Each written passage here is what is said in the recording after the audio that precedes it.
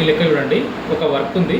ఆ ఒక వర్క్ని ఏ అయితే 10 రోజులలో కంప్లీట్ చేస్తాడు, అదే బి అయితే అదే పనిని 15 రోజులలో కంప్లీట్ చేస్తాడు.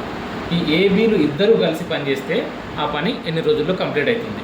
అసలు ఆ పని ఎంత మొత్తం మనం తెలుసుకోవాలంటే ఈ రోజులు ఉన్నాయి కదా, 10 రోజులు 15 రోజులు, వీటి యొక్క ఎల్సిఎం అంటే కాసాగు తీసుకోవాలి. 10 మరియు 15 యొక్క కాసాగు మనకు 30 అవుతుంది. 10 మరియు 15 యొక్క కాసాగు మనకు 30 అవుతుంది. ఇప్పుడు చూడండి, ఆ పనిని అంటే మొత్తం యూనిట్ల పని ఎంత? 30 యూనిట్లు. ఈ 30 యూనిట్ల పనిని ఏ ఎన్ని రోజులలో చేస్తున్నాడు? 10 రోజులలో చేస్తున్నాడు. సో ఏ 15 రోజులలో చేస్తున్నాడు.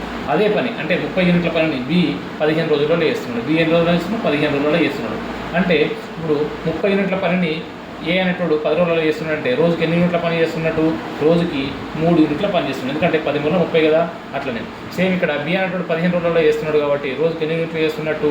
రోజుకు 2 యూనిట్లు పని చేస్తున్నట్టు. అంటే 15 రోజుల 30. ఓకేనా? అంటే ఈ పనిని ఇప్పుడు ఇద్దరు కలిపి కంప్లీట్ చేస్తే ఎన్ని రోజులు పడుతుందని అన్నాడు. కాబట్టి ఇప్పుడు ఏ యొక్క కెపాసిటీ 3 యూనిట్లు రోజుకి, బి యొక్క కెపాసిటీకి 2 యూనిట్లు రోజుకి. కాబట్టి ఇద్దరిని కలపన్నాడు కాబట్టి వీళ్ళ యొక్క కెపాసిటీ రోజుకి ఎంతనో కలపండి. అంటే 3 + 2 5. అంటే ఇద్దరి యొక్క కెపాసిటీ ఒక రోజుకి 5 యూనిట్ల పని కంప్లీట్ చేస్తారు. అసలు మొత్తం పని ఎంత ఉన్నది?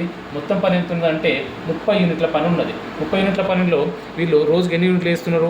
5 యూనిట్ల పని చేస్తున్నారు. 5 యూనిట్ల పని అంటే 30 యూనిట్ల పనిని రోజుకి 5 యూనిట్ల చొప్పున చేస్తే ఎన్ని రోజులలో కంప్లీట్ అవుతుంది?